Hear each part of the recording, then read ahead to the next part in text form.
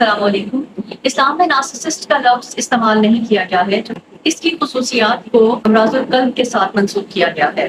ایسے انسان میں کبر، غرور اور تکبر ہوتا ہے، عجب، خود پسندی، ریا یا دکھاوا، ناشکری کرنا، قسوۃ القلب، دل کا سخت ہونا، ظلم، ناانصافی، جبر، یہ لوگوں کو اپنے مقصد کے لیے استعمال کرتا ہے اور اس کے بعد ان سے لا تعلقی اختیار کر لیتا ہے۔ قرآن اور حدیث میں ایسے لوگوں کی تنبیہ کی گئی ہے۔ اللہ فرماتا ہے رحمان کے بندے زمین پر عاجزی سے چلتے ہیں۔ سورہ الاسراء میں اللہ فرماتا ہے زمین پر تکبر سے مت چلو، نہ تم زمین کو پھاڑ سکو گے اور نہ ہی تم پہاڑوں کی بلندیوں کو چھو سکو گے۔ نبی کریم صلی اللہ علیہ وآلہ وسلم کا ارشاد ہے جس شخص کے دل میں ذرہ برابر بھی غرور ہوگا وہ جنت میں داخل نہیں ہوگا۔